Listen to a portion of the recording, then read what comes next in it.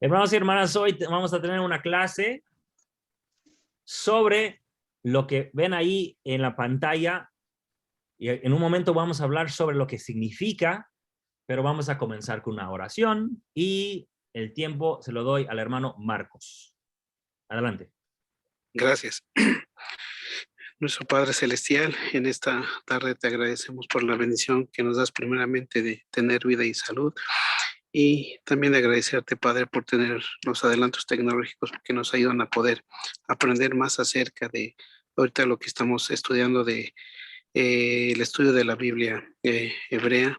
De agradecerte por el hermano Noé que comparte su conocimiento, y te queremos pedir que los que estamos aquí presentes nos puedas bendecir conforme a tu voluntad, lo que tú necesitas que aprendamos, que podamos verlos y que podamos aprender y poder comprender más tu doctrina, más acerca de nuestro Salvador Jesucristo. Te pedimos que perdones nuestros errores y que nos bendigas durante el transcurso de este día. Lo agradecemos en el nombre de Jesucristo. Amén. Amén. Gracias, hermano. Gracias. El tema para la clase de hoy es Deuteronomio y la historia deuteronomista. Y van a pensar, bueno, ¿qué se trata eso? Y la imagen que tiene ahí el hermano Correa no tiene nada que ver con Moisés. Veo una persona con barba, pero no saben si es Moisés o no. Bueno, lo que ven aquí a este lado es el rey Josías con sea el sacerdote o el escriba. Ahorita vamos a ver quién está ahí leyéndole un libro al rey Josías. Y entonces se preguntarán, ¿qué tiene que ver el rey Josías, que vivió unos años antes de salir Nefi de Jerusalén? Tal vez Ley vivió ahí durante esa época. Seguramente era muy joven. Nefi, si es que salieron exactamente el año 600, ¿verdad? Hay problemas ahí con ese año, pero y no sabemos exactamente lo que quiso decir, si algo literal o no. Bueno, eso ya estoy cambiando el tema, pero igual, rey Josías fue rey más o menos durante el año 640 a 609, y vamos a hablar hoy de un poco de qué tiene que ver él con el libro de Deuteronomio, y vamos a comenzar.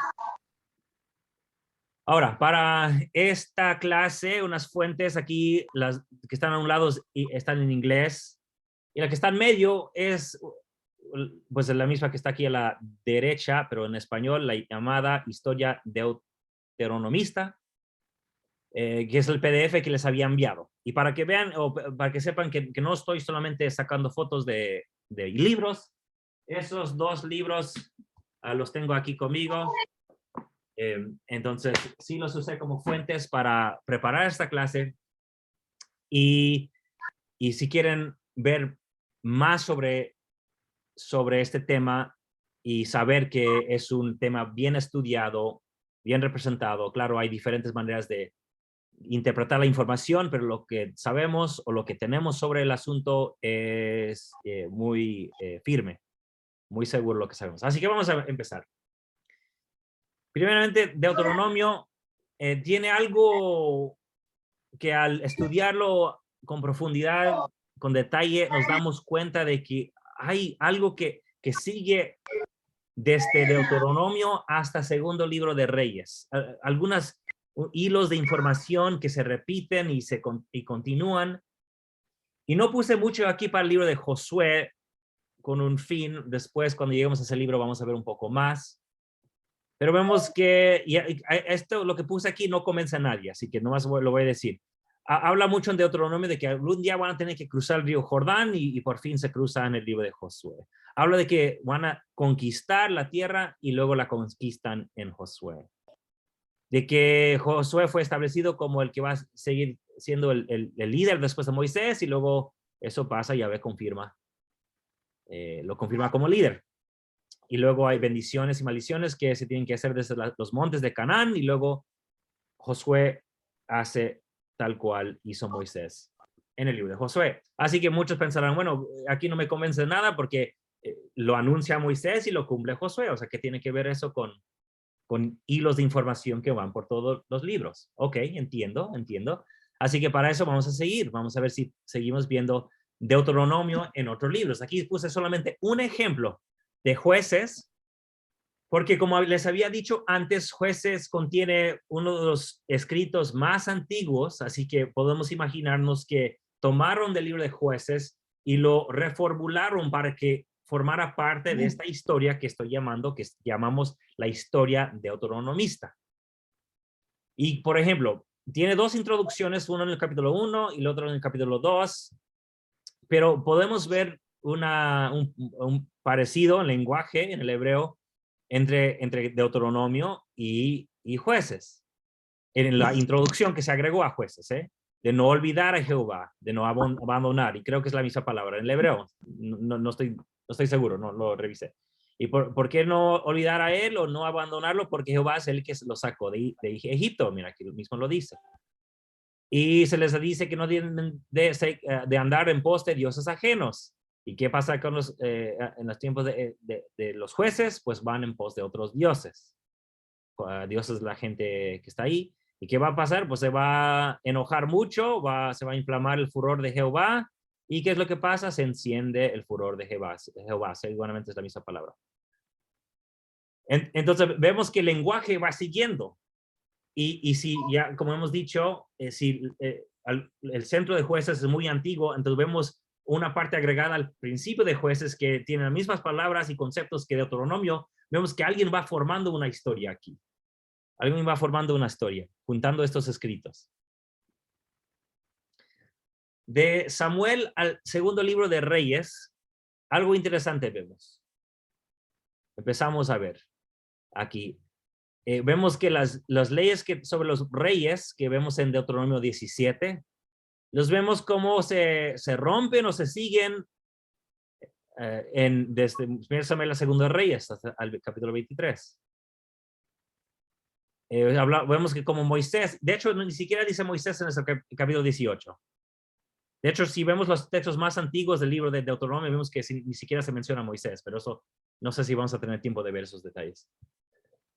Pero solamente dice que un profeta como yo, dice el capítulo 18, pero no sabemos quién está hablando, porque, repito, las partes de Moisés se fueron agregando después.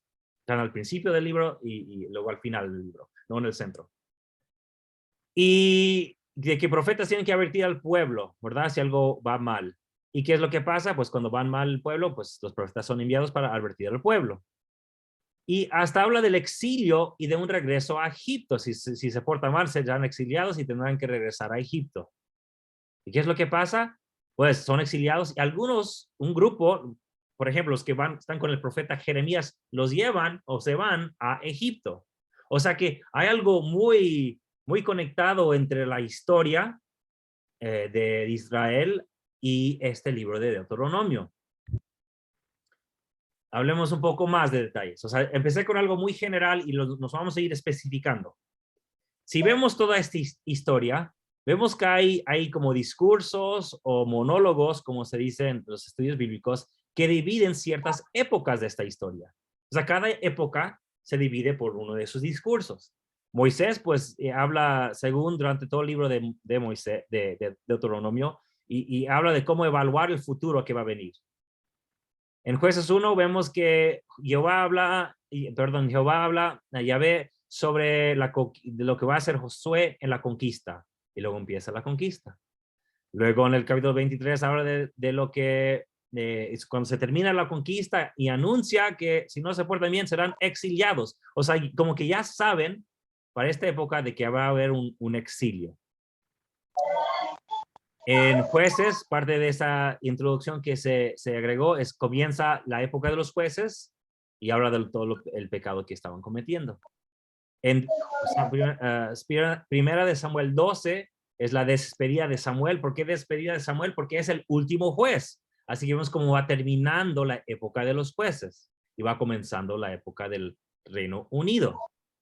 Luego vemos un mensaje grande en Primera de Reyes 8, donde vemos que Salomón dedica el templo y también anuncia sobre el exilio. Parece que cada vez que anuncia el exilio son capas posteriores, pero no estoy diciéndolo todo junto aquí.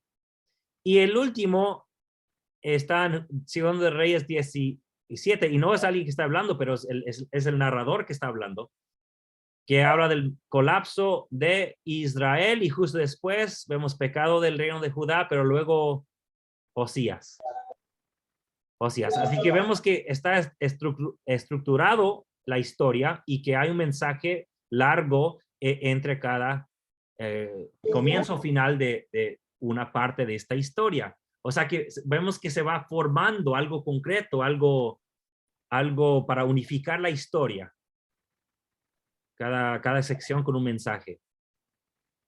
Ahora, vamos a analizar el capítulo 12. Capítulo 12, del 1 al 18. Vamos a ver que de cierta manera vemos tres secciones distintas. Y para entender, vamos a comenzar desde abajo. Porque tenemos desde el versículo 13, se explica de qué se trata lo que vemos antes. Tal vez no tenga mucho sentido eso, así que tenemos que empezar. Dice aquí en el 13. Dice, cuídate de no ofrecer tus holocaustos en cualquier lugar que vieres. Sino en el lugar que Jehová escogiere en una de las tribus, ahí ofrecerás tus holocaustos. Ahí harás todo lo que yo te mando. Ok. ¿Cuál es el asunto? De no ofrecer sacrificios en cualquier lugar. Tienen que solamente un solo lugar, el lugar que Jehová escoge, de una de las tribus. Con todo podrás matar y comer carne en todas tus poblaciones, conforme al deseo de tu alma, según la bendición que Jehová tu Dios te haya dado. El impuro y el limpio la comerá, como la gacela y la de ciervo. ¿Ok? ¿Qué está diciendo? Así que tú puedes comer carne donde tú quieras. ¿Ok? Pero, salvo que la sangre no comeréis, sobre la tierra la derramaréis como agua. Ok. El 17. Ni podrás comer en tus poblaciones el diezmo de tu grano, ni de tu vino, ni de tu aceite, ni las primicias, ni de tus vacas, ni de tus ovejas, ni de tus votos, ni tus votos que hayas prometido, ni tus ofrendas voluntarias, ni las ofrenda elevada de tu mano, sino que delante de Jehová tu Dios las comerás en el lugar que Jehová tu Dios haya escogido, todos de la familia, incluso levita, y te alegrarás delante de Jehová tu Dios en toda obra de tus manos. Pueden comer lo que quieran afuera del templo, pero si es parte del diezmo, se tiene que hacer solamente en aquel lugar escogido por Jehová. Ok, hay que entender qué está pasando aquí. Yo sé que para nosotros el diezmo es parte de nuestra fe, vemos bendiciones porque Dios nos bendice si hacemos el sacrificio. De esa manera le mostramos a nuestro Padre Celestial que tenemos más confianza en Él que en el dinero, y es una bendición para nosotros en la iglesia. ¿Ok? En el pasado, en la antigüedad, el diezmo podía tener esa función, pero no siempre, ¿verdad? El diezmo, ya que no había división entre la política y la religión en la antigüedad, el diezmo era como el impuesto, los impuestos, pues. Entonces, todo impuesto, la ley aquí tiene que venir al lugar que Jehová escoge. Pero ojo que nos está diciendo qué lugar es, pero ya sabemos que es Jerusalén y eso lo vamos a ver muy pronto. Pero solamente ahí. Pero si se acuerdan, vemos que Abraham, en Génesis, lo cual vimos antes, él iba y caminaba y donde se le aparecía a Jehová, ahí ponía un altar y hacía sacrificio, ¿verdad? Entonces ahí no había que solamente un lugar. Entonces, ¿qué se puede decir? Algunos dicen, bueno, sí, claro, porque Abraham vivió muchos años antes, así que no existió esa ley. Muy bien. Pero ¿qué hacemos con Nefi ahora?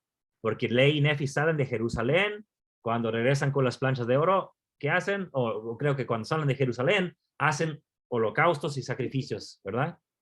Entonces, ¿qué dicen muchos los que nos atacan? Dicen, bueno, ahí está rompiendo una ley Nefi, porque según Deuteronomio 2 se dice que solamente se puede hacer sacrificio a Dios en ese lugar que escogió, que todo el mundo sabemos que es Jerusalén. Así que eso debería irnos viendo qué está pasando aquí. Se está estableciendo una ley sobre un solo lugar que vemos que hasta Nefi no siguió. O sea que esta ley que supuestamente está en la boca de Moisés, Nefi no conoció, eso está medio raro, ¿verdad? Eso está medio raro. Ok, esa es una capa, como siempre digo. Vamos a subirnos al siguiente, creo que empezando con el 8. Dice, no haréis, perdón, ¿hubo un comentario? Ok. Bueno, dice, no haréis como todo lo que nosotros hacemos ahora aquí. Cada uno lo que bien le parece, porque aún hasta ahora no habéis entrado en el reposo, en la heredad que os da Jehová vuestro Dios. Mas pasaréis el Jordán y habitaréis en la tierra que Jehová vuestro Dios os hace heredar. Él os dará reposo de todos vuestros enemigos alrededor y habitaréis seguros. Y al lugar que vuestros Dios, Jehová vuestro Dios escogiere para hacer habitar en él su nombre, ahí llevaréis todas las cosas que yo os mando. Y ahí repite casi lo mismo. Pero si se dan cuenta, aquí solo está diciendo que lleven las cosas al lugar. O sea, no tiene que especificarse, como dijo acá abajo, que de que hay un lugar, o en cualquier lugar puedes comer carne, matar al animal y comer carne, en cualquier lugar. Pero solamente en el templo se va a hacer sacrificios. Ya aquí en esta parte ni siquiera menciona que puedes comer en cualquier lugar. Es nomás recordándoles que tienen que ir a un solo lugar. Ahora vamos al versículo 2. Y ahora dice aquí, destruiréis enteramente todos los lugares donde las naciones que vosotros heredéis sirvieron a sus dioses, sobre los montes altos, sobre los collados y bajo de todo árbol frondoso. Y derribaréis sus altares. Y quebraréis sus estatuas y sus imágenes y de acera consumiréis con fuego y destruiréis las esculturas de sus dioses y borraréis el nombre de ellas de aquel lugar. Y luego, de nuevo, vemos un mandamiento, como vimos acá, algo más de lugar y luego para estar felices con la familia. O sea, se repite 3 veces. Dice, más el lugar, digo, no haréis así para con Jehová vuestro Dios.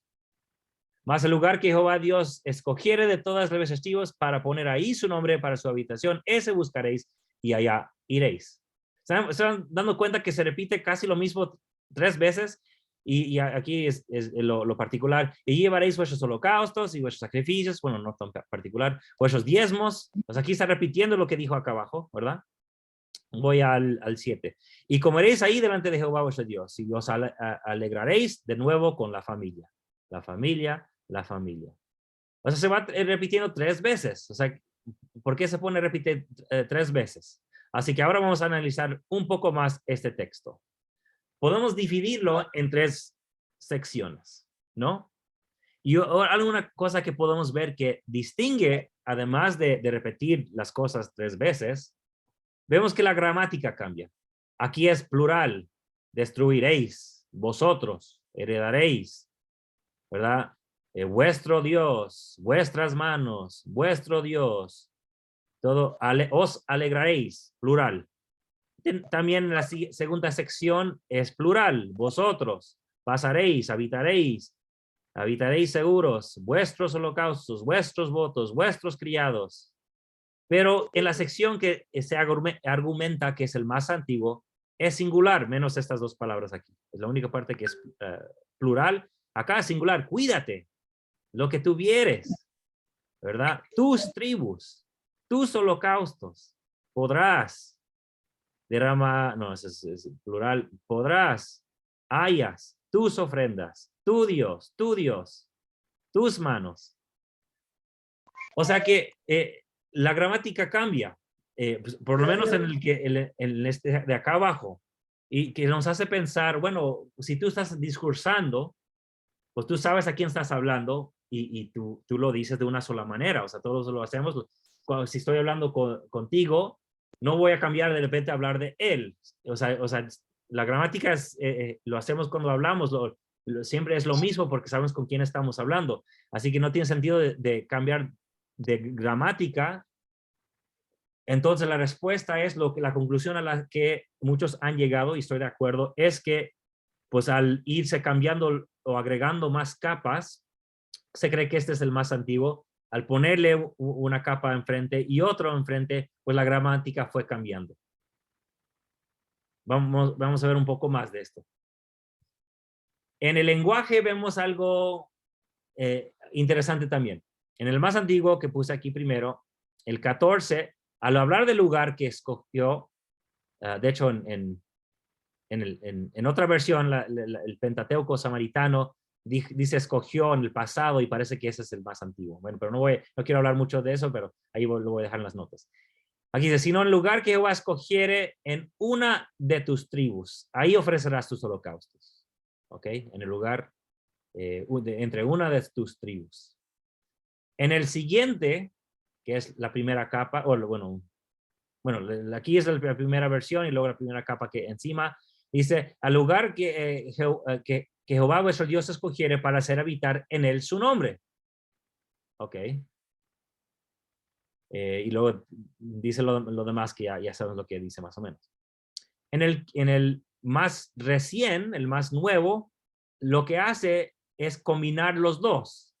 Más el lugar que Jehová vuestro Dios escogiere de todas vuestras tribus, eso viene de aquí, para poner ahí su nombre, tomado de esta versión, ese buscaréis y allá haréis.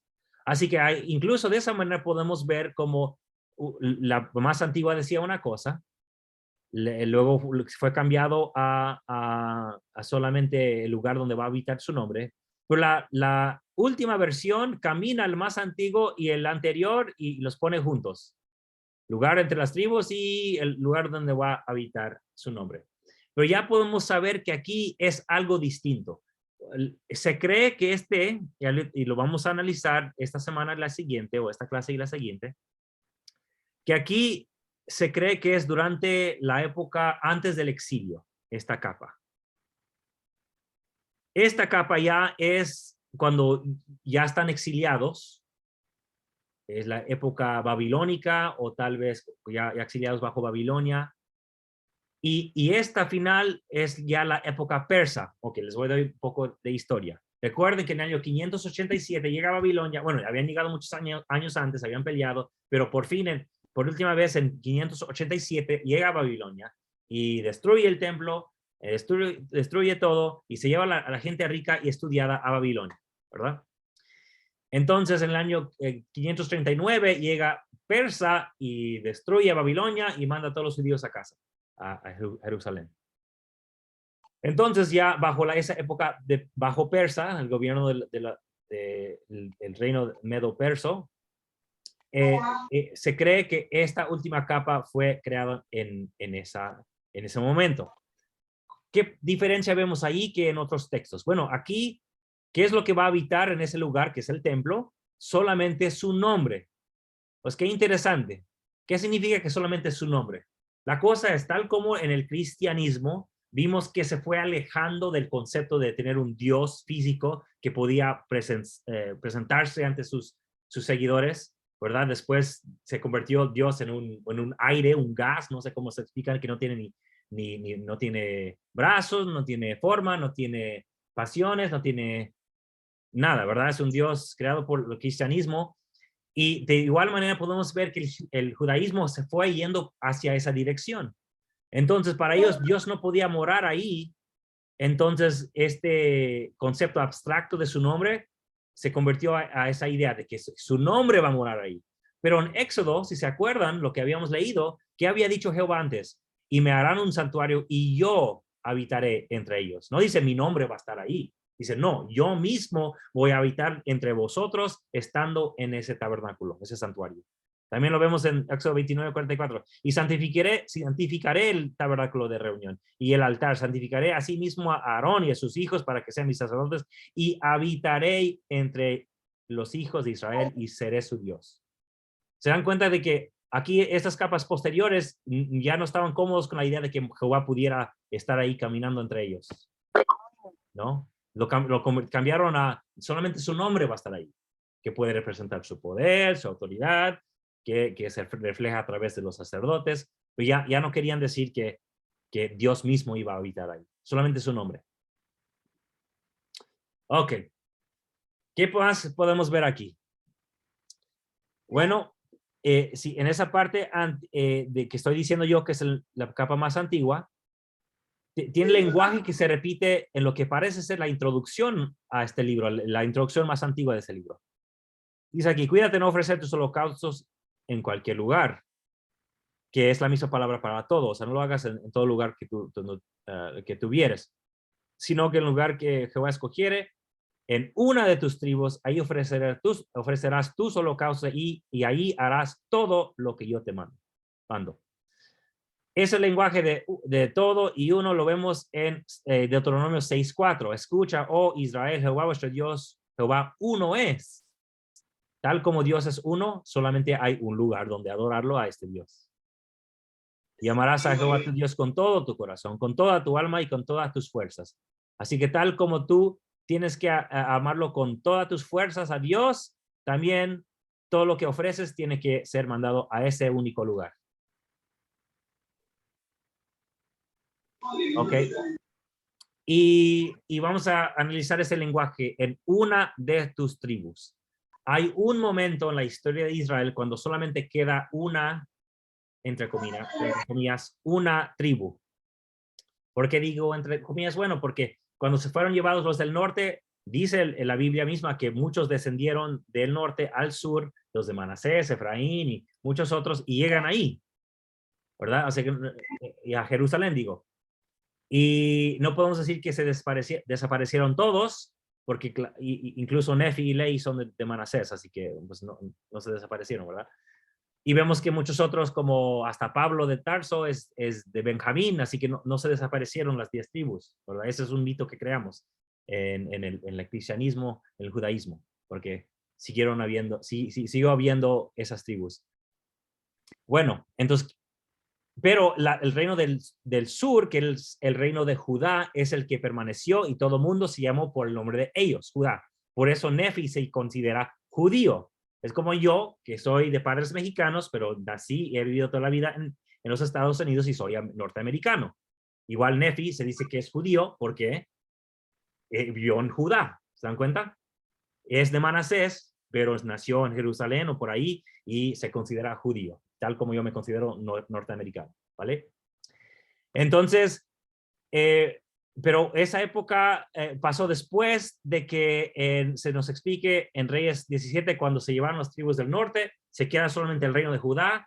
Claro, había otras tribus, pero todo el mundo se llama ya judíos, o judaítas, mejor dicho, históricamente. Bueno, usamos el nombre judaíta para distinguirnos de los judíos que luego regresan del exilio. Así que esto refleja de un lugar que una sola tribu es porque solamente permaneció una sola tribu ya después de esta fecha. Se dan cuenta que vamos metiéndonos más y más en cómo identificar este libro. Así que hablemos un poco de el rey Josías. Vemos que cuando llegamos a hablar de los reyes de Israel, que son los del norte, ¿verdad? Los reyes de Judá son los del sur. Los reyes del norte, cada uno de ellos es juzgado según los pecados de Jeroboam. O sea, cuando tú lees sobre un rey en esos libros de los reyes, dice algo como, y siguió el pecado de Jeroboam. ¿Quién fue Jeroboam? Pues fue el primer rey del reino del norte. ¿Se acuerdan que Salomón muere, su hijo Rehoboam no es bueno con las otras tribus y las otras tribus del norte escogen a Jeroboam y se divide el reino? Jeroboam está sobre el norte y Rehoboam está sobre el sur. ¿Se acuerdan? Entonces todos son juzgados por el pecado de ese primer rey, Jeroboam, el cual establece de nuevo Betel, que ya habíamos visto en las clases anteriores. Betel significa casa del dios El. Recuerden que para toda Canaán, el dios El es el padre de todos los dioses, y en algunos escritos, tanto en la Biblia como en otros escritos de la época, Jehová era hijo de este padre dios El. Entonces, en otras palabras, antiguamente no había ningún problema con Betel, pero claro, estaba fuera de Judá, así que había problemas con los de Judá. Recuerden que los que terminan escribiendo la historia son los de Judá, así que como son de Judá, todos los del norte son pecadores, ¿se dan cuenta? O sea, los vecinos siempre son los malos. ¿Y qué hace el rey Josías cuando llega a ser rey? Él destruye todos los santuarios del rey Jeroboam, incluso Betel. Así que él cierra ese pecado que empezó con rey Jeroboam y en todo Israel. Para los reyes de Judá, siempre habla de la dinastía de David, que o fueron fieles como David o algo relacionado con David. Todos los reyes. ¿Por qué? Porque la promesa en 2 Samuel 7 es de que siempre habrá un rey descendiente de David. ¿Qué pasa cuando Josías llega a ser rey? Pues hay varios pasajes que dicen que él es el nuevo rey David. ¿Cómo ven? No solamente quita el pecado de Israel del norte, pero es el nuevo rey David del sur. Y si se acuerdan, en Deuteronomio, un pasaje que todos hemos escuchado, dice, y amarás a Jehová tu Dios con todo tu corazón y con toda tu alma y con todas tus fuerzas. Pues caramba, ¿qué creen que hace Josías? Josías dice, no hubo otro rey antes de él que se convirtiese a Jehová con todo su corazón, con toda su alma, con todas sus fuerzas, conforme a toda la ley de Moisés, y después de él se levantó otro igual. Y se acuerdan, en Deuteronomio también habla de Moisés de esa manera. No hubo otro profeta como Moisés, y no jamás se levantará otro como Moisés. Y aquí dice de Josías el rey. Básicamente lo que estamos viendo aquí es que es la historia que fue comenzada en Deuteronomio. Vemos que termina con el rey Josías. Ok, vamos a ver un poco más. Entonces, ¿qué les parece si analizamos las escrituras? Vamos todos al capítulo 22 de Segunda de Reyes. Y nos permítanme asegurarme de que esté actualizada aquí todo para leerlo aquí con ustedes. Ok, vamos a leer un poco aquí. Así que abran sus propias Biblias a Josías 22. Y saquen sus propias Biblias para ir marcando ahí sus propias escrituras. Ok, no se guíen por lo que tengo yo marcado aquí. Guíense por lo que ustedes tienen en sus propias Biblias. Ok, ¿quién puede ayudar con la lectura aquí? ¿Leo? Sí. ¿22 cuánto? Vamos a leer hasta el versículo 2. 1 y 2. Cuando Josías comenzó a reinar, tenía 8 años y reinó en Jerusalén 31 años. El nombre de su madre era Gédida, hija de Adaía y de Boscat. E hizo lo recto ante los ojos de Jehová y anduvo en todo el camino de David su padre, sin apartarse ni a la derecha ni a la izquierda. Ok, este Josías parece excelente rey de Judá. Miren lo que puse yo aquí, un enlace con Deuteronomio 17. Dice, y actuarás según la ley que ellos te enseñen y según el juicio que te diga. No te apartarás ni a la derecha ni a la izquierda de la sentencia que te dicte. Y luego el versículo 20. Para que no se eleve su corazón sobre sus hermanos, ni se aparte del mandamiento ni a la derecha ni a la izquierda, a fin de que él prolongue sus días en su reino. Fíjense que, de nuevo, el rey Josías cumple palabra por palabra lo que vimos en Deuteronomio. El Deuteronomio 17 habla de los reyes. Ok, seguimos leyendo, a ver hasta dónde vamos a leer. Vamos a ver hasta el versículo 8. Y no seguir aquí porque voy a estar moviendo mi pantalla. ¿Quién puede seguir leyendo? Desde el 3 hasta el 8.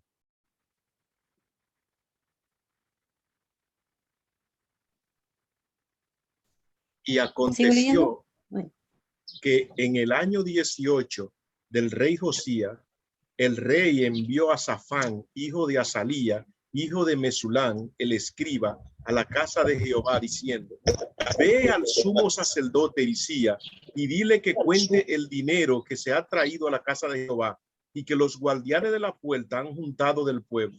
y que lo pongan en manos de los que hacen la obra, que está a cargo de la casa de Jehová, y que lo entreguen a los que hacen la obra de la casa de Jehová para reparar las brechas de la casa, a los carpinteros, a los maestros y a los albañiles, para comprar madera y piedra de cantería para reparar la casa, y que no se les pida cuenta del dinero cuyo manejo se les ha confiado, porque ellos proceden con honradez. Entonces dijo el sumo sacerdote Hilcías a Safán, el escriba: he hallado el libro de la ley en la casa de Jehová. E Hilcías dio el libro a Safán y lo leyó. Ok. Primeramente hay que analizar lo que está pasando aquí. ¿Quién? Bueno, lo vamos a hacer juntos. Ok. Primeramente, aquí tiene 18 años, el rey Josías, y habla con quién? Con el escriba. Habla con el escriba. ¿Y qué es lo que le dice el escriba?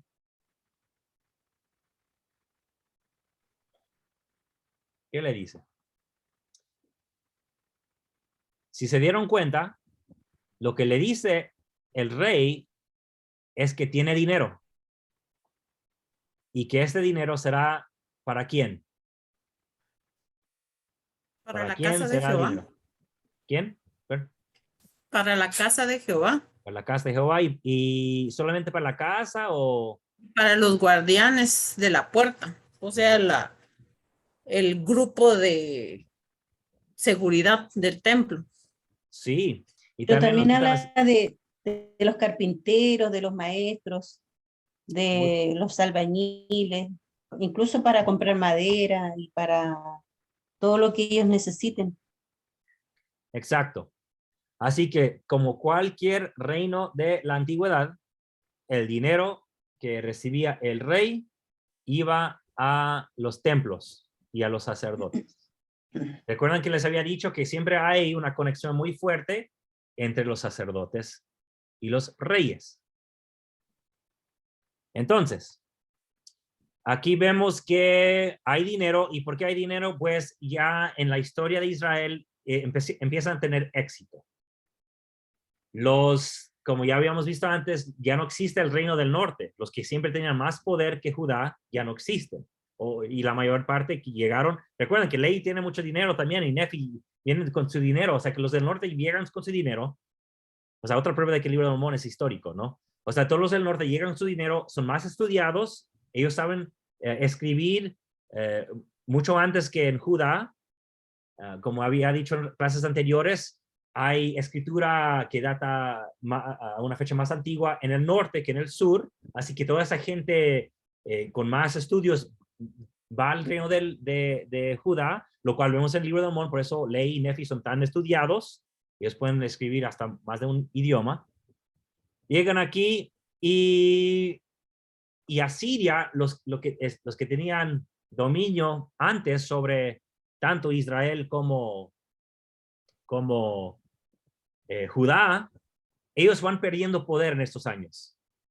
Entonces, básicamente se van aflojando su su dominio sobre ellos. Y históricamente también Egipto se va metiendo, pero ninguno es tan fuerte, ni Egipto como Asiria en estas épocas. Se van metiendo, son más poderosos, pero tienen sus propios problemas históricamente, lo cual significa que ahora son libres de crecer como reino, históricamente estoy hablando. Repito, los del norte con dinero y estudios descienden y van a Judá.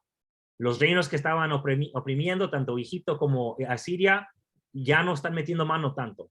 Así que ahora están gozando de esa riqueza y libertad que nunca habían tenido antes y tienen dinero.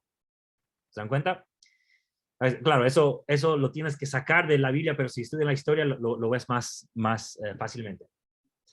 Entonces este dinero va hacia el templo.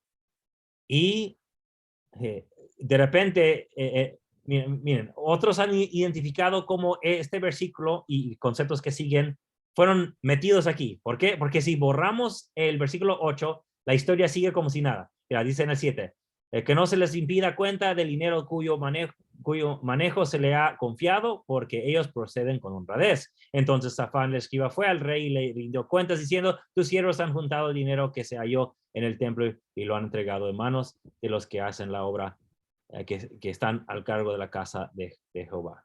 O sea que el 8 ni siquiera tiene lugar ahí. Claro, tiene lugar con lo que dice, pasa después, pero vemos que son partes que fueron mezcladas, pero no quiero meterme en eso en este momento. Pero solo quiero afinar la lectura de ustedes que se dan cuenta cuando algo está fuera de lugar. Pero lo que quiero resaltar aquí es, a ver qué puse aquí. Ok, libro de la ley. Ese título del libro de la ley solamente lo encontramos empezando en Deuteronomio y estos pasajes que yo he puesto aquí. Y si dan cuenta, lo puse hoy día. Los tenía en inglés, pero los pasé a español. Ahí está la fecha de hoy. Bueno, los que están viendo la grabación, pues va a ser otra fecha. Pero aquí es el único lugar que vemos ese título, libro de la ley. Así que ahí hay otra indicación de que la historia se va conectada y no solamente con toda la historia, sino con el cumplimiento del rey Osías. Él es el que tiene la ley del libro de la ley, la cual se había mencionado en Deuteronomio. Y Josué también, pues. Ok, vamos a leer hasta el versículo 13. ¿Quién puede ayudar con la lectura? Nos quedamos en el 9.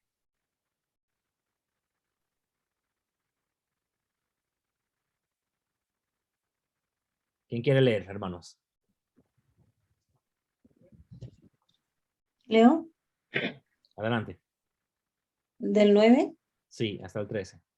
Entonces Safán, el escriba, fue al rey y le rindió cuentas diciendo: tus siervos han juntado el dinero que se halló en el templo y lo han entregado en manos de los que hacen la obra, que están a cargo de la casa de Jehová. Y Safán, el escriba, declaró al rey diciendo: el sacerdote Hilcías me ha dado un libro. Y lo leyó Safán delante del rey. Y sucedió que cuando el rey hubo oído las palabras del libro de la ley, rasgó sus vestidos y mandó al rey, al sacerdote Hilcías y a Ahicam, hijo de Safán, y a Acbor, hijo de Micaías, y al escriba Safán, y a Isaías, siervo del rey, diciendo: id y preguntad a Jehová por mí, y por el pueblo, y por toda Judá, acerca de las palabras de este libro que se ha hallado, porque grande es la ira de Jehová que se ha encendido contra nosotros, por cuanto nuestros padres no escucharon las palabras de este libro, para hacer conforme a todo lo que está escrito de nosotros. Excelente. Yo veo que no puse mi nota aquí, así que van a ver que ahora mismo lo voy a poner. Ok, enfoque sobre esta palabra preguntar.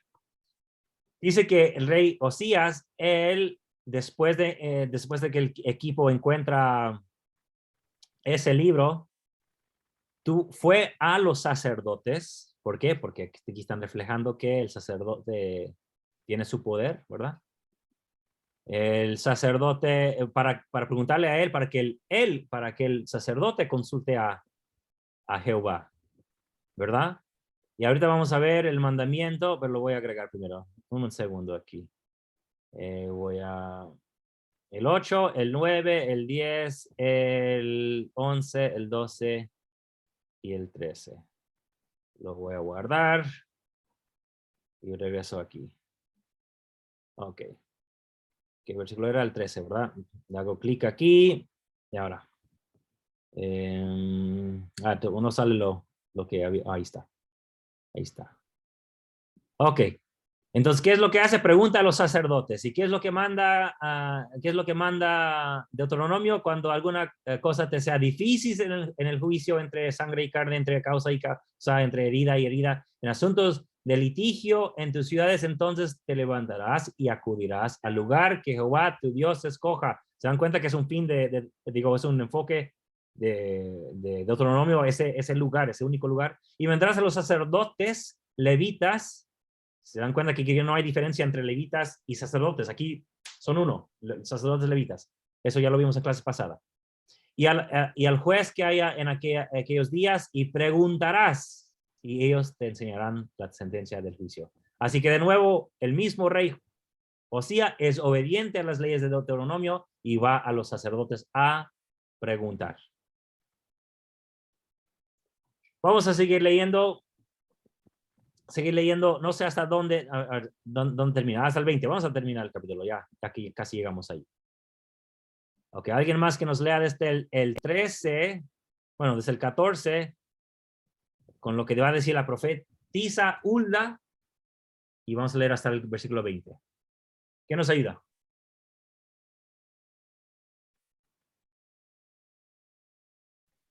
Entonces fueron el sacerdote Hilcías y Ahicam y Acbor y Safán y Asaías a la profetisa Hulda, esposa de Salum, hijo de Tigba, hijo de Arjas, guarda de las vestiduras, quien moraba en Jerusalén en el segundo sector, y hablaron con ella. Y ella les dijo, así dice Jehová, el Dios de Israel, decida al hombre que os ha enviado a mí. Así dice Jehová, he aquí yo traigo mal sobre este lugar y sobre los que en él moran, a saber todas las palabras del libro que ha leído el rey de Judá. Por cuanto me han abandonado a mí y han quemado incienso a dioses ajenos, provocándome a ira con toda la obra de sus manos. Y mi ira se ha encendido contra este lugar y no se apagará. Pero el rey de Judá que os ha enviado a consultar a Jehová, diréis así: así dice Jehová, el Dios de Israel, en cuanto a las palabras que has oído. Ya que tu corazón se estremeció y te humillaste delante de Jehová cuando oíste lo que yo hablé contra este lugar y contra sus moradores, que llegarían a ser asolados y malditos, y rasgaste tus vestidos y lloraste en mi presencia, también yo te he oído, dice Jehová. Por tanto, he aquí yo te reuniré con tus padres y serás llevado a tu sepulcro en paz, y no verán tus ojos todo el mal que yo traeré sobre este lugar. Y ellos dieron al rey la respuesta. Ok, vemos que estaban pecando, estaban siguiendo a dioses ajenos, y quiero que recuerden aquí esta última parte, que aquí se le promete a Josías de que será llevado al sepulcro en paz. Ok, promesa de la profetisa Hulda. Ok, vamos al siguiente capítulo. Aquí vamos a esperar que se pongan ahí mis apuntes, a menos que me haya sacado, que es muy posible. Es muy posible. Un segundo.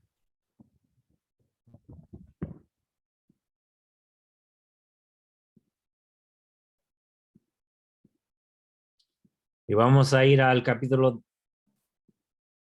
23 del segundo libro de Reyes, para que vayan ahí en sus escrituras. Bueno, tal vez esté en la misma página donde estaban ya.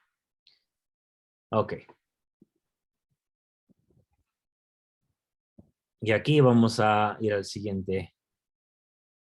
Y aquí podemos ver la imagen aquí atrás. Aquí están leyendo los escritos, y aquí se está rompiendo, rasgando los vestidos. Ay, ¿qué está pasando aquí? Ok, entonces esto inspira lo que se conoce como la reforma de Josías, donde se ponen a sacar todo de lo que ya habíamos visto antes. Ojo, cuando estábamos hablando de la Madre Divina del Antiguo Testamento, entran, sacan los sacerdotes malos, las estatuas y todo lo que encuentran ahí. Si vamos ahora al capítulo 23, vemos algo similar. Pero no vamos a leer el capítulo tal vez para que no... Bueno, igual sería bueno leerlo, ¿verdad? Pero es más largo este capítulo. Bueno, sí, vamos a leer. ¿Quién puede ayudar con la lectura aquí? Empezando con el 1. Entonces el rey mandó reunir ante él a todos los ancianos de Judá y de Jerusalén. Y subió el rey a la casa de Jehová con todos los hombres de Judá y con todos los moradores de Jerusalén y con los sacerdotes y profetas y con todo el pueblo, desde el más pequeño hasta el más grande, y leyó a oídos de ellos todas las palabras del libro del convenio que había sido hallado en la casa de Jehová. Hasta ahí está bien, hermano.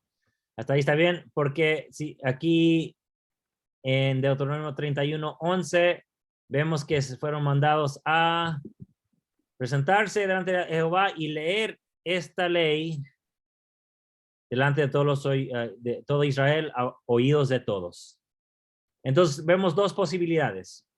O Deuteronomio es el libro que se encuentra, o Deuteronomio es el libro que fue compuesto para el fin de empezar esta nueva historia.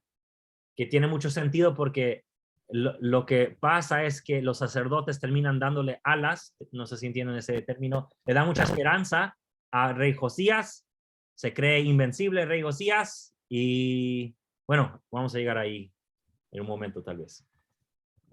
Así que parece que los sacerdotes y el escriba están usando este libro y ojo que fue un escriba que un escriba es el que encuentra un libro, ¿no? Qué casualidad. Un sacerdote y un escriba producen un libro. ¿Y qué es lo que está mandando? Que se tienen que quitar todas las estatuas y todo. Y vamos a ver rápidamente que puse aquí, el versículo 5. Tienen que destruir todo lo que, bueno, aquí, todas esas imágenes que vimos antes de Baal y la imagen de Asera. Y si se acuerdan, Baal y Asera representa, como habíamos estudiado en una de las primeras clases, que Baal y Asera siempre son representados casi igual como el rey y su madre. Como acá es Josías es el rey y su madre herida. Igualmente Baal es presentado siempre al lado de Asera como el rey con su madre, ¿no?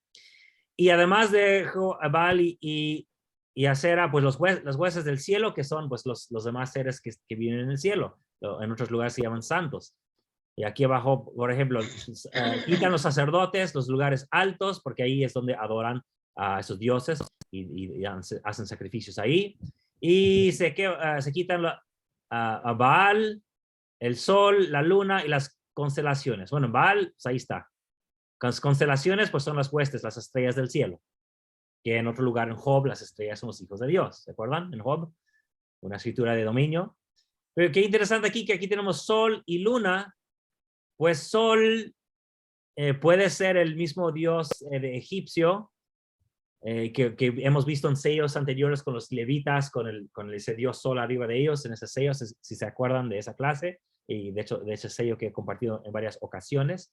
Pero también sabemos que el sol y la luna, según el sueño de, ¿quién fue? De José. ¿Se acuerdan que sus hermanos dicen, oh, yo vi que el sol, que representa al padre Jacob, la luna, que la madre fallecida ya de Josué, y las estrellas eran los hermanos suyos y que todos le hacían reverencia a Josué, ¿verdad? Y que se enoja Jacob y dice, ¿qué? Hasta yo y tu madre vamos a estar ahí adorándote. ¿Se acuerdan de eso? Entonces, en ese relato, el sol y la luna representaban padres, hombre y mujer.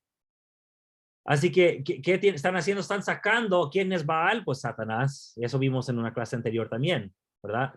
Zerubabel, el Baal. Satanás, Dios Padre, Dios Madre y los hijos de Dios.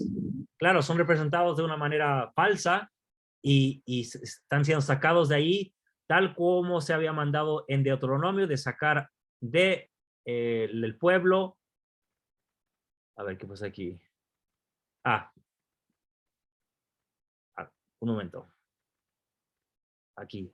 Sacar de ahí la luna, el sol, la luna y todo el ejército tal cual se había mandado.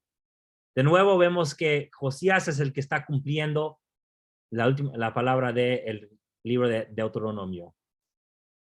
Leamos hasta el 6. Bueno, leemos el 6. Ya habíamos leído el 5. ¿Qué dice el 6, hermanos? ¿Quién lo puede leer?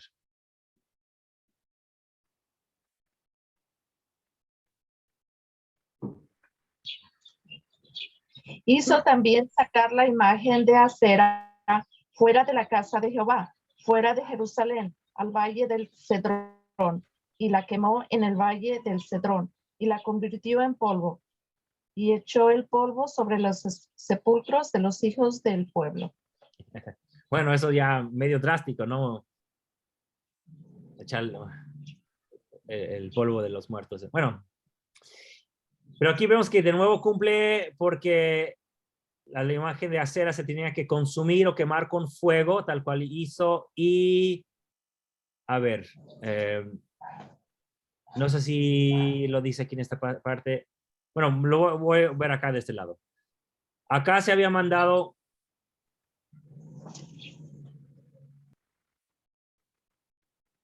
Oh, no, en el versículo 6, sí, reducir a polvo, ¿no?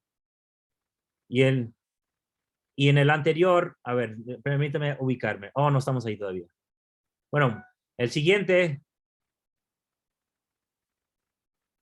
Bueno, voy a brincar aquí a este pasaje del 9:21, que se tenía que volver hasta el polvo todas esas cosas malas. Así que vemos que Josías cumple reduciendo a polvo estas imágenes de acera. Bueno, no quiero seguir, ya entendimos el punto. Vemos más aquí en el versículo el 7, vemos que derriba a los sodamitas, que es una traducción que quisiera pelear, porque la verdad es que solamente significa, es algo santo, pero lo interpretan como prostitutos varones, igual que estas mujeres que están aquí tejiendo, pero no sé si hemos interpretado bien como pueblo, como gente, estudiosos, exactamente lo que dice este pasaje. Pero en Deuteronomio sí se manda que saquen las rameras de las puertas de los lugares sagrados. Así que ahí cumple también. Ya hablamos del polvo que se tiene que arrojar, lo cual cumple Josías. Y también se manda, o lo que hace es que quite los encantadores, lo mismo que había mandado Deuteronomio. Y entonces, repito, aquí Josías está cumpliendo todo lo de Deuteronomio. Y aquí me gustó esta imagen aquí porque vemos cuando se le lee el libro, y aquí vemos de nuevo a Josías rasgándose los vestidos. Vemos que aquí hay imágenes de todo tipo atrás de él, porque tal cual fue. O sea, el sol representa a ese dios de egipcio que era un sol. Aquí tenemos esfinxes que están, las esfinxes son los querubines que están en el tabernáculo. O sea, los querubinos no son angelitos como nos imaginamos. Los querubinos eran tal cual se describen, caras de animales, patas de animal, cara humana, patas de animal con alas y todo. O sea, son símbolos de Egipto. Así que todos esos símbolos estaban en el tabernáculo, lo podemos leer en Éxodo. Pero aquí también quería resaltar que esa profecía bonita que había hecho la profetisa Hulda decía que sería llevado al sepulcro en paz el rey Osías. Bueno, cuando se escribió eso, no se sabía del fin de Osías. O sea, parece que el cumplimiento del rey Osías era al final de esa primera capa, primera versión, porque pensaban que ya todo se había cumplido a través del rey Osías y que Osías iba a morir en paz. ¿Qué es lo que pasa? Bueno, se la cree tanto, o sea, los sacerdotes convencen tanto que Osías, y recuerden que no recuerden porque no vimos esa parte, pero desde los 8 años había sido criado por sacerdotes. Eso no lo vimos, pero desde los 8 años. Y llega a ser rey ya grande, pero ha sido criado, convencido por los sacerdotes. Se cree Superman, va contra los egipcios y lo matan. Así de fácil, y muere Josías. Entonces termina siendo no correcta la profecía del rey, de la profetisa Hulda. No murió en paz, sino murió matado por los egipcios. Entonces vemos que la historia tiene que ponerle otra capa explicando cómo pudo ser posible que el rey en el cual teníamos tanta fe y confianza terminó muerto. Pero esas siguientes capas vamos a ver en otras clases. Pero aquí vemos que cumple la historia del rey Osías, y tal como habíamos visto, al final del 23, vemos el pasaje que habíamos visto, que el rey Osías cumplió todo con todo su corazón, alma y fuerza, tal cual habíamos visto en Deuteronomio. Pero no resultó. Ahora, entonces analicemos la ley un poco más de esta primera capa. ¿Por qué se dice en Deuteronomio 6:4 que Jehová es uno? No es como dicen los cristianos hoy día, de que es porque solamente existe un solo Dios, porque eso no dice. Dice que Jehová es uno, no dice que hay un solo Dios. ¿Por qué tenían que decir que hay un solo Jehová? Bueno, en Génesis por lo menos, vemos que había un Yahvé de Betel, lo cual ya habíamos hablado. ¿Se acuerdan? Se aparece en Betel, que es la casa, Betel, la casa del Dios Padre él. O sea que Yahvé, el hijo del Dios Padre él, tenía morada en Betel y no había ningún problema. Pero en la época de Osías, los sacerdotes le convencen que es cosa mala y destruye Betel, cuando para los patriarcas era cosa buena. ¿Se dan cuenta cómo se fue cambiando el asunto? Yahvé también mora en Hebrón y hasta le hacen sacrificios ahí. Pero dicen, no puede haber ningún Yahvé de otro lugar. Es como las vírgenes, ¿verdad? No puede haber la guadalupana ni la de Concepción, solamente hay una sola virgen. Es como si alguien se pusiera a derribar todas las imágenes de la virgen diciendo que hay solamente una y la que está en Jerusalén o no sé qué, ¿verdad? Algo similar. Había Jehová en diferentes lugares, lo cual ya habíamos visto en clases anteriores. ¿Se acuerdan de Shasu de Yahu, o sea, de Yahvé, que estaban caminando por muchas partes? Ellos también eran de Yahvé, pero no estaban ni en Jerusalén ni en Samaria. ¿Se acuerdan que también vimos en clase pasada en Kuntilet Arjud, que aquí en el mapa pueden ver que está hasta aquí lejos abajo? Jerusalén está aquí y Samaria está más al norte. Pero aquí se menciona, aquí en el sur, habla de Yahvé de Samaria. O sea, de acá abajo, acá en el sur, habla de que Yahvé es de Samaria del norte. Y ojo, es el siglo 8, o sea, los 700. Un siglo antes de nacer Nefi. Y también se habla de Yahvé de Temán, que también estaba aquí al sur. Aquí parece que había diferentes Yahvé de cada lugar, que tal como hay una virgen para cada país donde llegó, bueno, donde había estado establecido la Iglesia Católica, igual había diferentes lugares donde Jehová se representaba. Yahvé. Por esa razón está diciendo acá, no hay muchos, solamente hay uno, Jehová es uno. O sea, están diciendo, no puedes ir a adorar a Jehová en ningún otro lugar, solamente en Jerusalén. ¿Por qué es tan importante que hagan eso? Porque si todos traen su diezmo a Jerusalén y no ni a Kuntilet Arjud, ni a Arad, que es otro lugar de un templo, ni a los altares que están por todo el país, si todos traen todo a Jerusalén, ¿quién se queda con el dinero? Pues los de Jerusalén. O sea, eso es algo político. Los sacerdotes aquí convencen a Josías a hacer estas leyes para que todo el dinero vaya a un solo lugar. Cuando vemos que otros patriarcas y hasta Elías, vemos que él iba y hacía sacrificios en el norte, en el sur, y era profeta de Dios, y nadie le decía nada. Pero en esta época se hacen más reglas para beneficiar la política de Jerusalén. Algo más, si viene, como estamos argumentando, de esta época, el siglo 7, de la época de Osías, vemos que el lenguaje de muchas de las leyes, y hay muchas, solo puse algunas, son muy parecidas a otro documento de los pactos del vasallaje de Asarjadón, un rey asirio. Recuerda, Asiria se llevó al reino del norte y por un tiempo ellos gobernaban Judá también. Y lo que vemos que hacían es que ponían documentos de sus leyes de pacto en los templos de lugares vencidos. Tenemos una copia que data de estos años, creo que del siglo anterior, en Megiddo, que está en el norte, en el reino del norte. Así que sabemos que estaban poniendo sus leyes en lugares sagrados donde habían dominado. Así que tiene todo sentido creer que hicieron lo mismo y requirieron que se pusiera sus leyes en Jerusalén también y tal vez incluso en el mismo templo. ¿Dónde hay parecidos en estas leyes? Pues Jehová es uno y aquí dice que no puedes tener ningún otro rey más que el que te gobierna. No es que aquí es enfocado en un solo Dios, acá es un solo rey, que es el hijo de Asarjadón, que era Asurbanipal. Y aquí dice, amarás a Jehová tu Dios. Aquí amarás a Asurbanipal. Acá, estas palabras se tienen que leer a los hijos y nietos y todo. Este pacto tienes que hablar a tus hijos y tus nietos. ¿Cómo ven?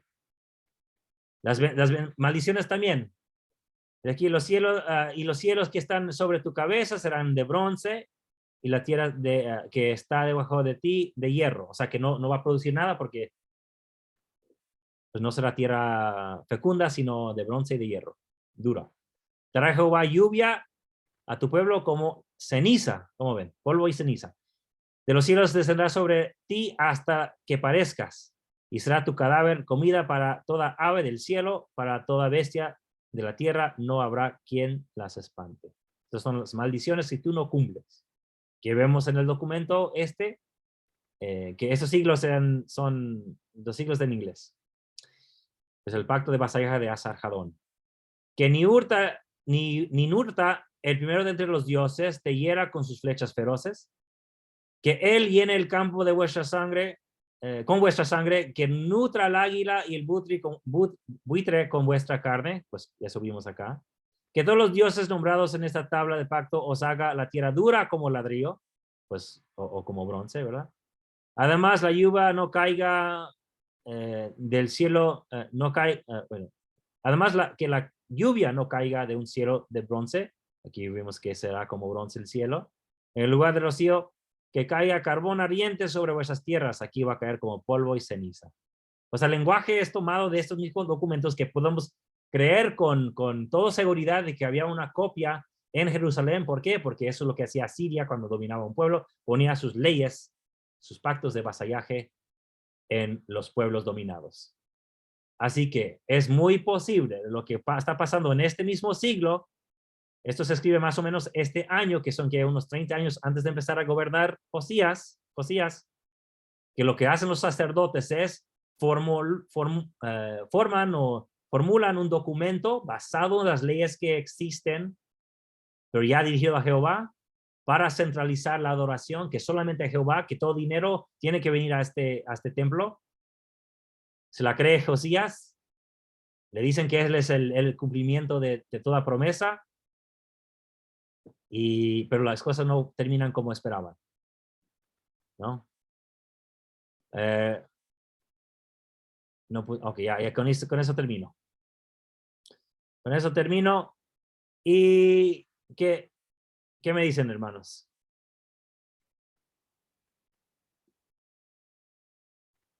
¿Qué les parece esta clase que hemos tenido? Finalmente, el libro que encuentran en el templo, ¿está claro qué libro era? Por muchos años se creía que era Deuteronomio, porque todos los cambios o cosas que hace los podemos encontrar en Deuteronomio. Pero ya ahora que vamos comprendiendo mejor la composición de textos, es posible que era una versión, sí, de Deuteronomio, pero formulado con el fin de hacer los cambios que luego vimos en el pueblo. Y ojo, porque Nefi no tiene ninguna idea de que solamente puede haber sacrificios en un solo lugar. ¿Se dan cuenta? Ley y Nefi salen de Jerusalén, hacen un altar y hacen sacrificios. Van a las Américas, hacen un templo y todo normal. El rey Benjamín se hace rey y hacen sacrificios, dice en el libro de Mosías. Ellos no tienen ellos ninguna ley que dice que solamente en Jerusalén puede haber sacrificios.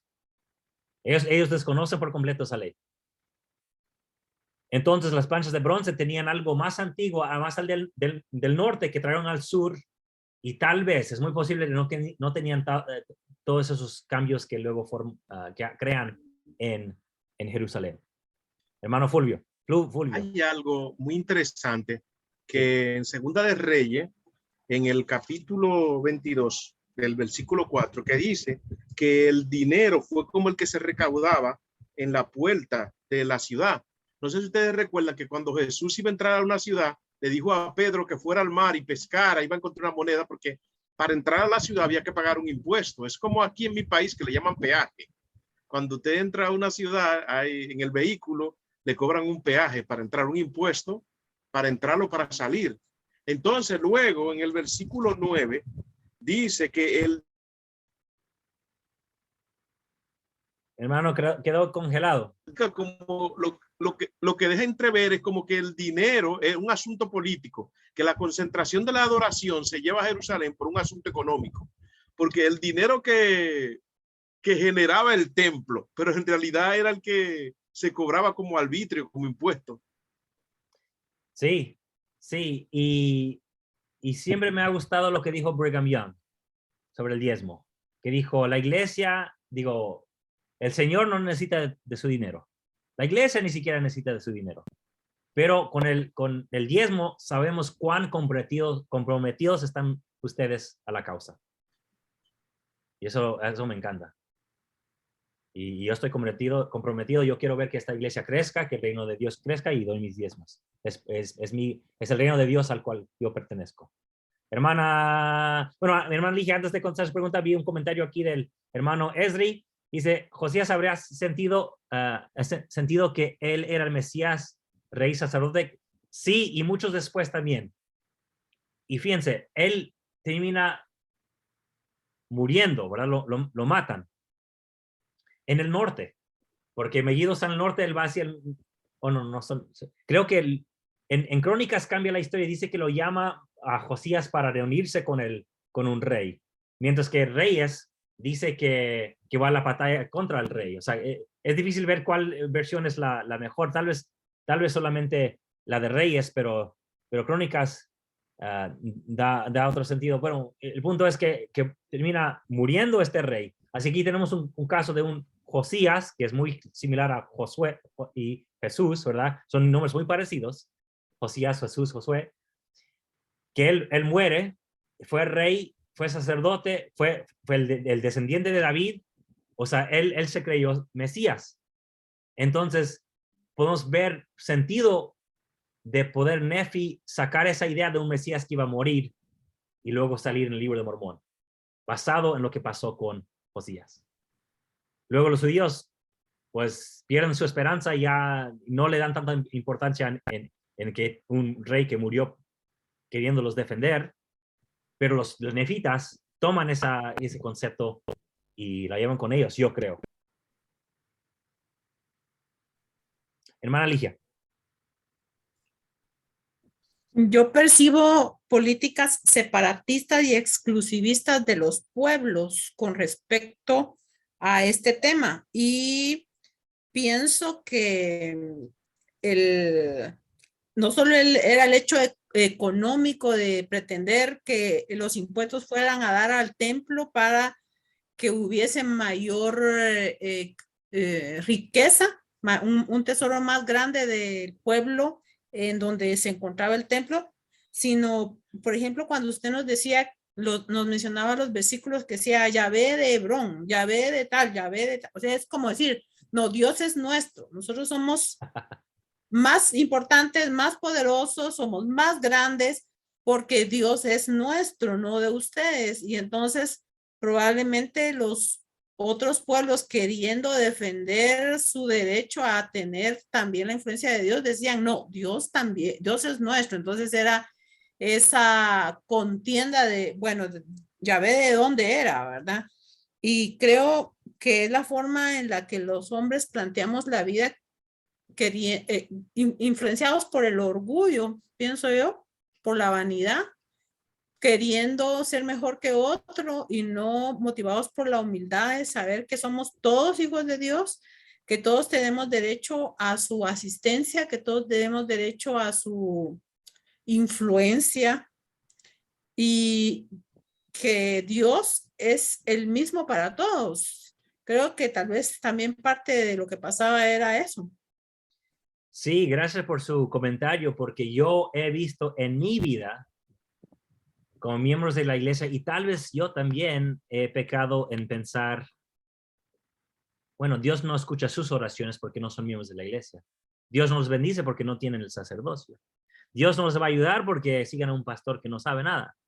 Cuando en verdad, yo conozco muchos cristianos no miembros de la iglesia que han visto milagros en sus vidas. Y uno no puede negar los milagros que ellos han visto. Entonces tal vez a veces nos portamos un poco como esos sacerdotes que queremos decir, no, Dios es nuestro y no de ustedes.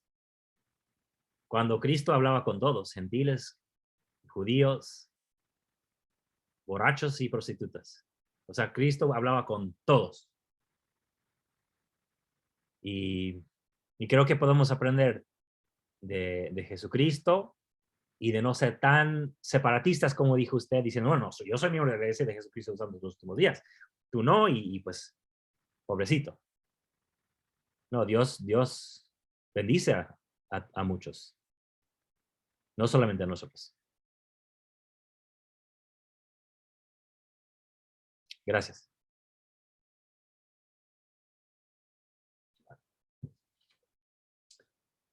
¿Qué les pareció esa idea de que, bueno, sí, que tocamos muchos puntos, creo? ¿Preguntas, dudas? ¿Propuestas?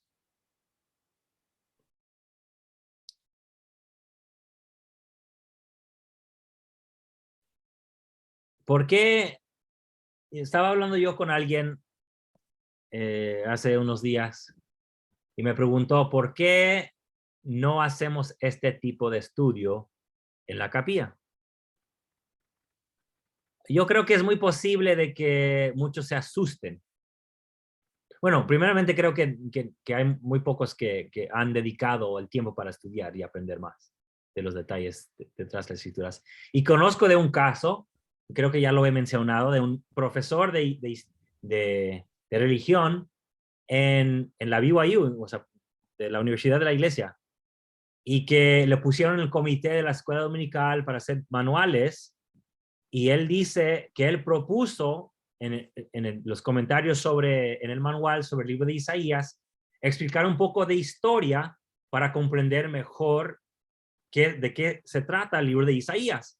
Y él dice que lo que le dijeron ahí en las oficinas, de ese comité, que dijeron, te crees mucho y ¿por qué quieres presumir tu conocimiento? Y no incluyeron esa información que habría ayudado a comprender mejor el libro de Isaías. Creo que muchas veces existe entre nosotros esa idea de conocer mejor o indagar en la historia que de alguna manera refleja, no sé, no sé,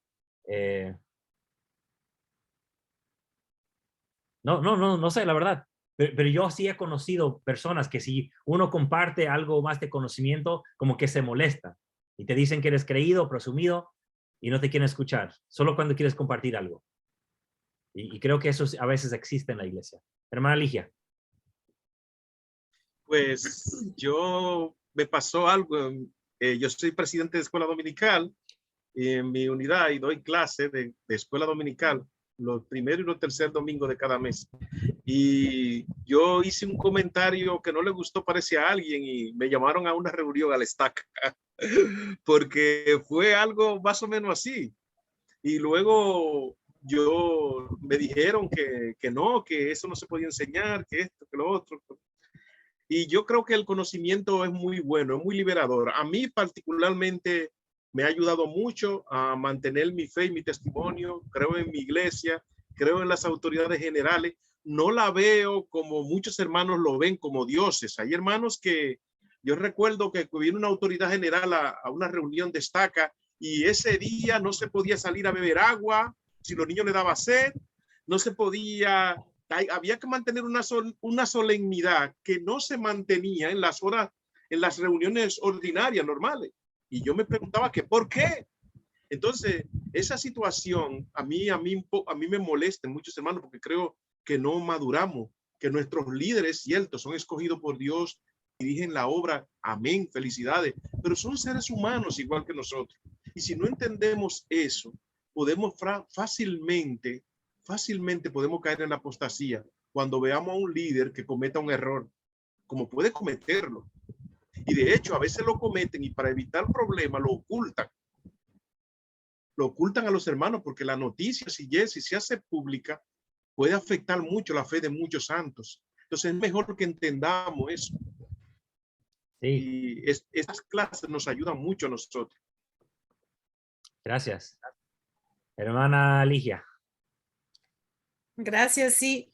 A mí me gusta mucho el programa de Ven, Sígueme, porque creo que es un programa que está entrenando a los santos de los últimos días a ser más estudiosos de las escrituras, a estudiar de manera personal y familiar lo que las escrituras nos enseñan. Es probable que el conocimiento que se vaya adquiriendo en Ven, Sígueme para las familias y los miembros de la iglesia sea pequeño, sea poco, y que aquellos que son más estudiosos o que tienen mayor inquietud, mayor deseo de conocimiento, busquen oportunidades y recursos como este en el que estamos en este momento. Pero, ¿por qué razón eso no puede ser algo general? Creo que tiene mucho que ver con la forma en la que el general de los santos de los últimos días encaran el estudio de las escrituras o el estudio del evangelio. No están muy interesados, solo quieren un mínimo. A veces uno veo yo cuando los maestros en escuela dominical preguntan, hermanos, ¿quién leyó la lección? 2 quizás de 30 o 3 de 30. Es una pequeña cantidad de miembros que realmente estudian.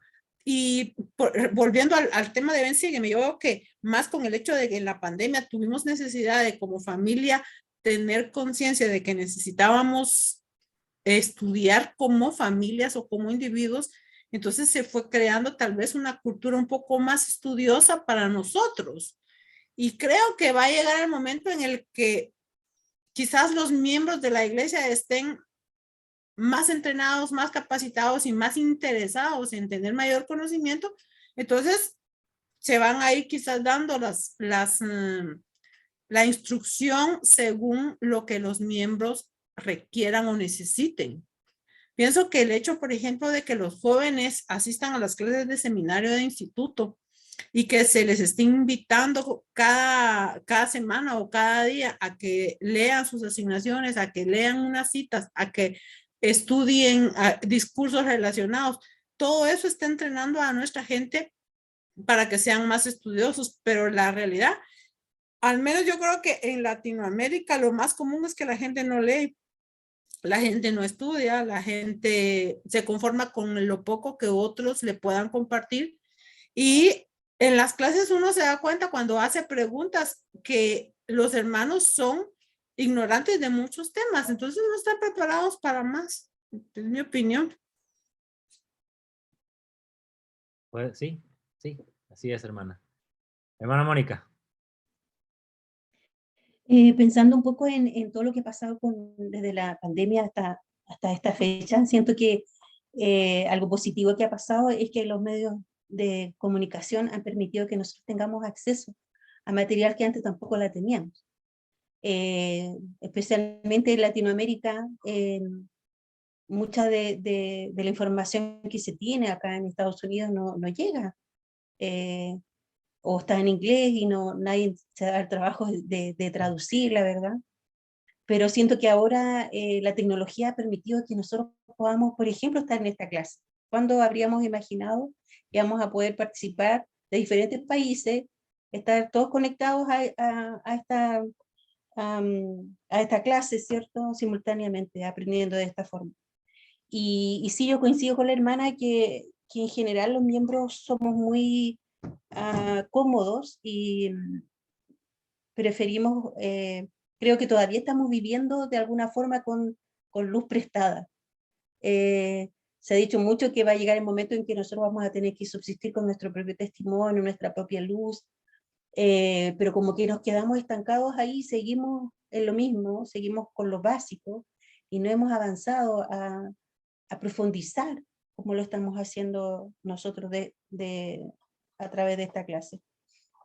Entonces, yo siento que quizás a lo mejor antes no estábamos preparados para recibir todo lo que estamos recibiendo ahora, y quizás está llegando el tiempo que se están abriendo nuestros ojos y otros libros se van a empezar a abrir, porque de alguna forma nos hemos ido preparando para poder recibir eso, que quizás antes no pensábamos que estaba al alcance nuestro también.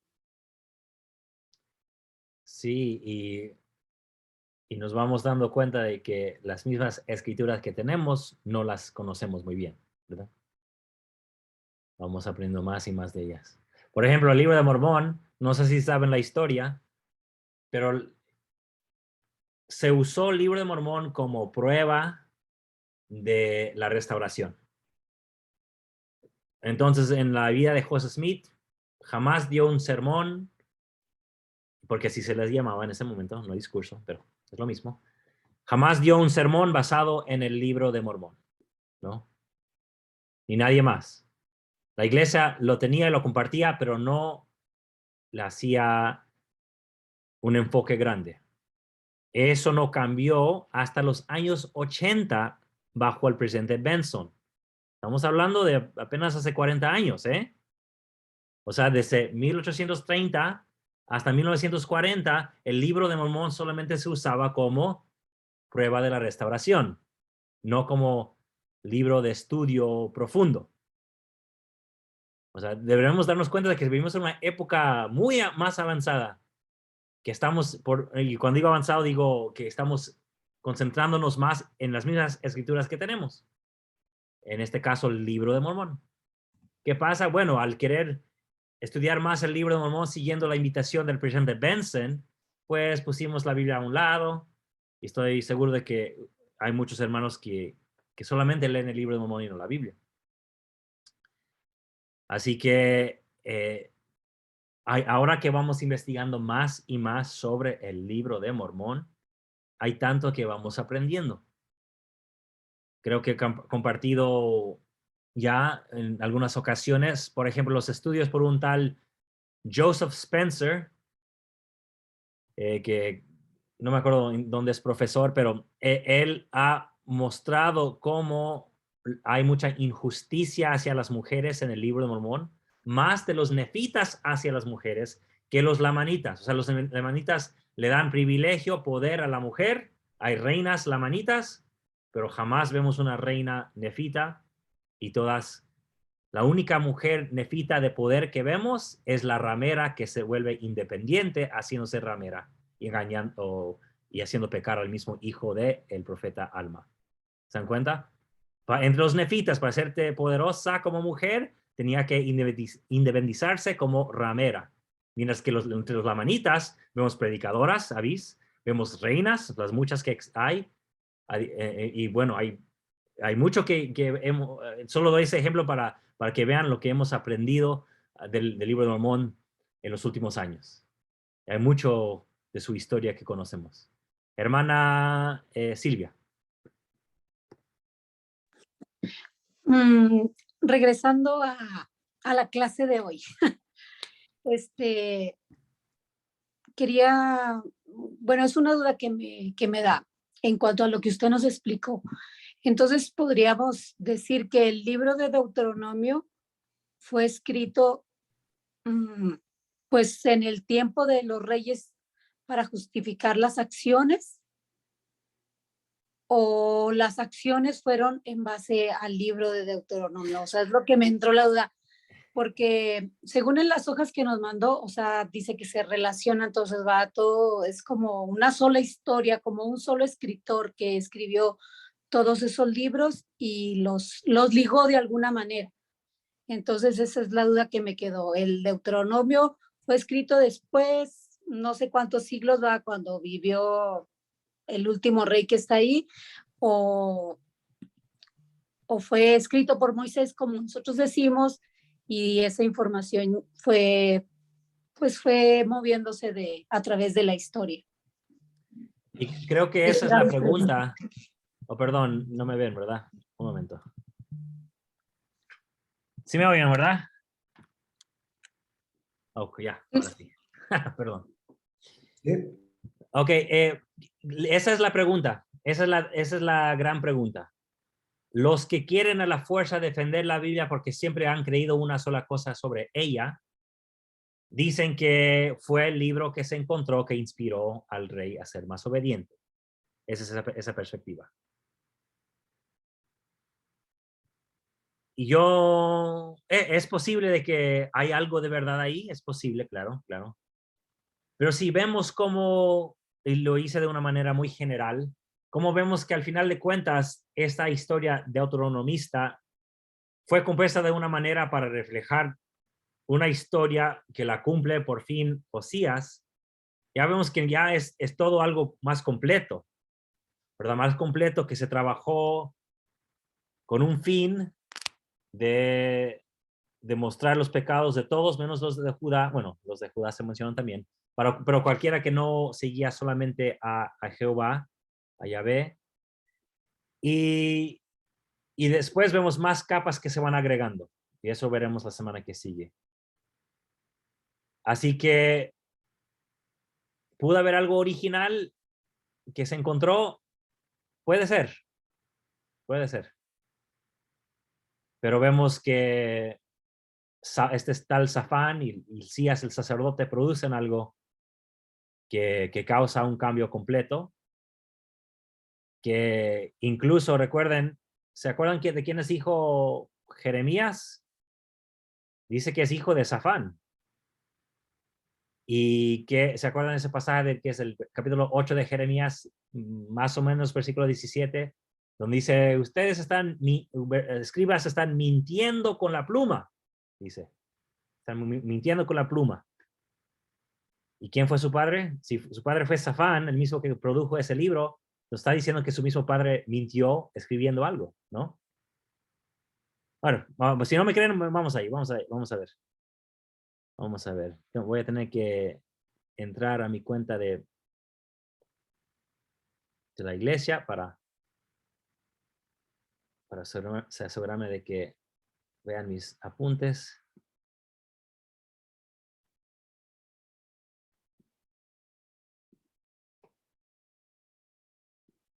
Que vamos a ir a Jeremías.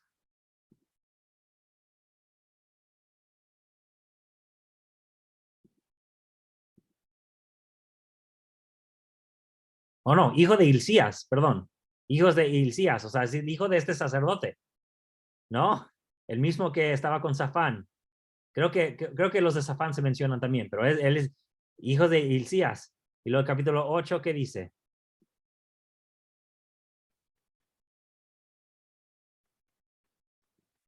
A ver si me acuerdo bien qué pasaje es. Era más o menos. A ver. ¿Quién se acuerda? ¿Quién se acuerda? Lo habíamos visto antes. O tal vez ni siquiera hasta este capítulo.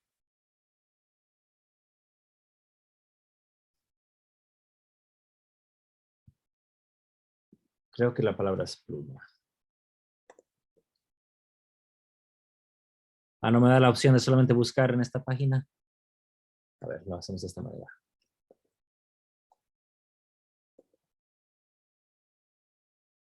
Jeremías 8:8. 8:8, sí, ahí está. ¿Cómo decís? Nosotros somos sabios, la ley de Jehová está con nosotros. O sea, ¿de quién está hablando? ¿Quién está diciendo que la ley está con ellos? Ciertamente aquí la pluma mentirosa de los escribas la ha convertido en mentira. ¿De qué ley está hablando? ¿Y quién se apoya en la ley? Los sacerdotes.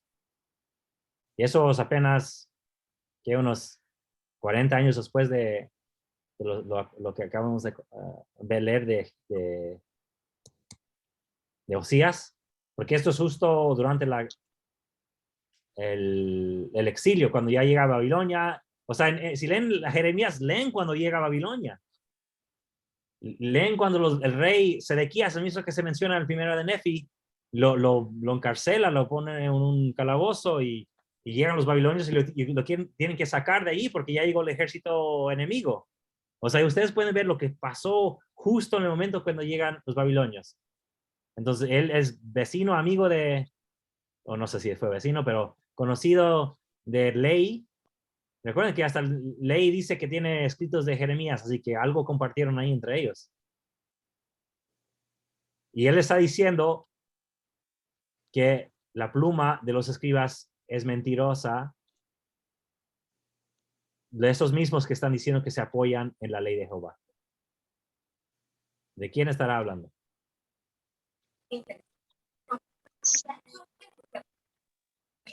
Ok.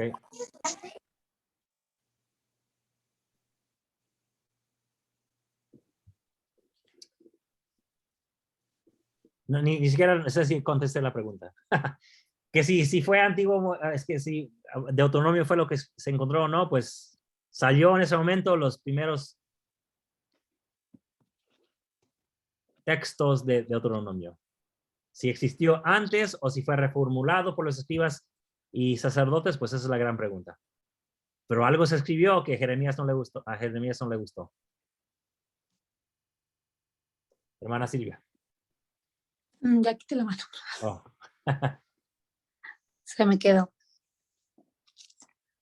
Hay un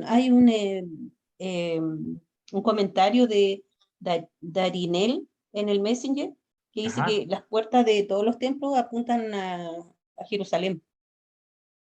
¿O sí? A ver. Ok. Tal vez. Bueno, pero eso es medio confuso, ¿no? Porque si está volteado hacia el este-oeste, pues solo das vuelta al mundo y Jerusalén. Por ejemplo, en el de San Diego está hacia el este, o estamos en la costa de los Estados Unidos.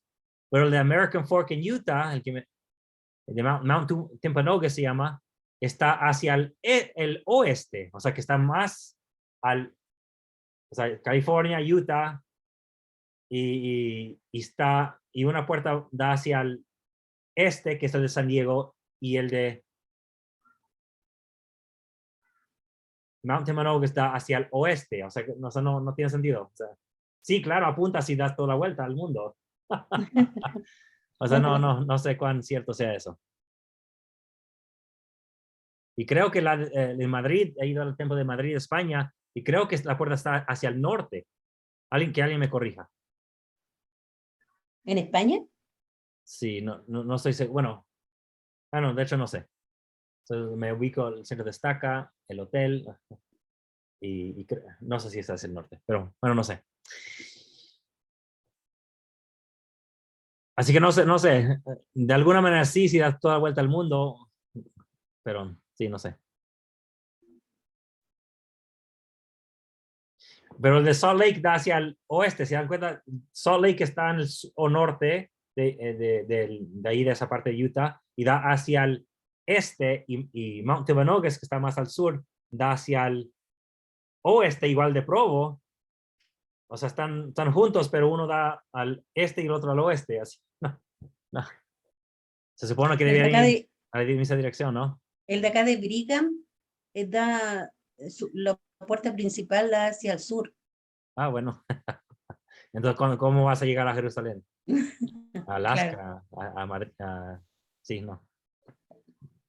Bueno, no sé qué, no sé, no. Hermano Gerardo. Sí, concerniente a lo que comentaban, creo que es una bonita leyenda porque desde que vengo creciendo en la iglesia, incluso dicen que el ángel Moroni también, y no es cierto, ¿no? Aquí en Oaxaca, pues el ángel está en otra dirección también, la puerta del templo. Creo que es una bonita leyenda nada más. Y tenemos muchas leyendas, ¿eh? Sí. Tenemos muchas leyendas en la iglesia.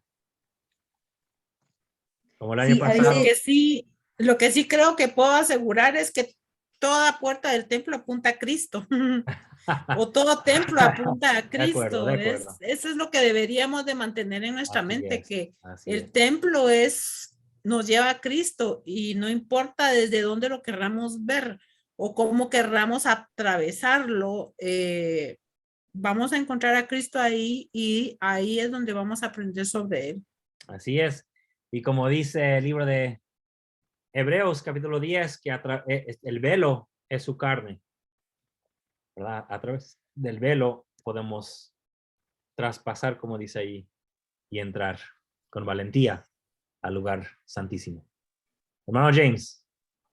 ¿Qué tal? Buenas noches. No sé si me escuchan bien. Sí. Sí. Ok, bien.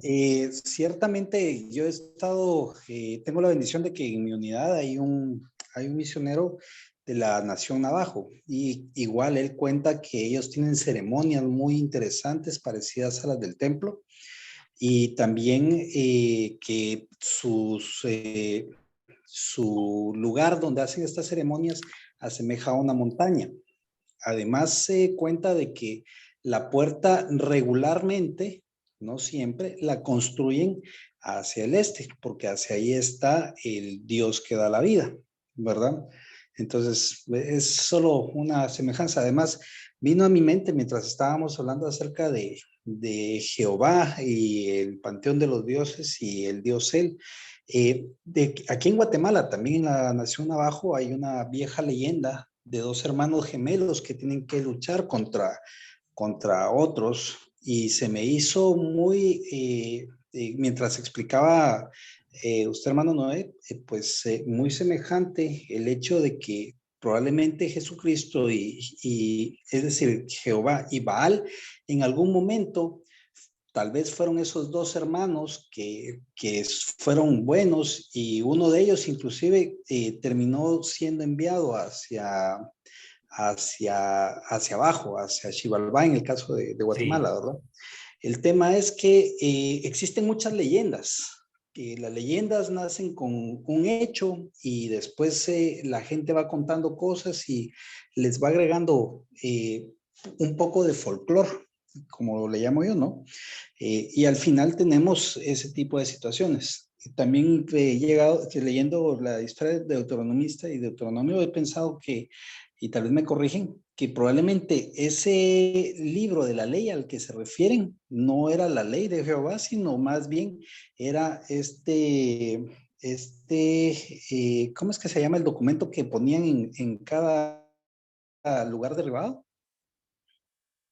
O como Que el de Asiria, ese pacto correcto. vasallaje, ¿o no? Realmente que los escribas han de haber encontrado o compuesto un pacto de vasallaje que luego le llevaron a Josías para leérselo, ¿verdad? Y de ahí Jeremías viene y les dice, bueno, la pluma del escriba es mentirosa, ¿verdad? Y se me ocurre, no sé, ¿verdad? Sí. Creo que no podemos llegar a una conclusión muy clara con la evidencia que tenemos hasta ahorita, pero ¿qué piensan ustedes? Sí, estoy de acuerdo. Hay mucho que no sabemos. Sí, muchos creen que basaron el libro de Deuteronomio en ese pacto de vasallaje, pero le dieron su propia, bueno, y crearon su propia versión, pues. Y no de que amarás a Surbanipal, el rey, sino a Jehová, vuestro Dios. Bueno, gracias, hermanos y hermanas. Ya casi llegamos a las 2 horas de clase. Gracias por acompañarnos. Yo sé que cada vez que aprendemos algo nuevo, es muy posible que nos asuste. Pero si recordamos que somos hijos de Dios con un porcentaje grande o pequeño de imperfección, sabemos que siempre estamos en esa lucha de entendernos, de entender nuestra relación con Dios, comprender la fe, comprender cómo ser obedientes. Eso lo vemos siempre y somos yo digo que los más privilegiados en comprender ese proceso porque tenemos nuestra historia en la iglesia restaurada. Sabemos de los cambios que se han hecho desde la época de José Smith hasta la fecha y vemos qué cosas, qué tropiezos hemos tenido que pasar para llegar a donde estamos. Así que si nosotros conocemos eso, nuestra propia historia, por ejemplo, todos los cambios que han hecho en el templo. Los que entraron antes del año 91 ven que lo que se hace después de COVID es, o sea, han habido muchos cambios, ¿verdad? Pero es muy, muy diferente a lo que se hacía antes del año 91 y claro, muchos años antes también. Pero eso está bien porque creemos que el que nos ama es Dios. Él nos llama hacia Él para que seamos una bendición a los demás. O sea, esos detalles no nos asustan. Porque lo más importante es cómo ser discípulo de Jesucristo. Eso es lo que importa. Comprender estas cosas de cambios de textos, de ordenanzas en el templo, de cualquier cosa, todo eso por lo menos nos ayuda a comprender que como pueblo siempre estamos caminando y Y si nos caemos, nos podemos levantar y seguir caminando, ¿verdad? Vamos hacia una dirección buena. Sabemos que Dios nos ama. Sabemos que tenemos una esperanza que nos motiva en familias eternas. Y con esa esperanza debemos nosotros no tener miedo al estudio, sino tener más deseo de comprender nuestra historia, nuestras escrituras y la doctrina en la que vivimos. Con eso termino en el nombre de Jesucristo. Amén.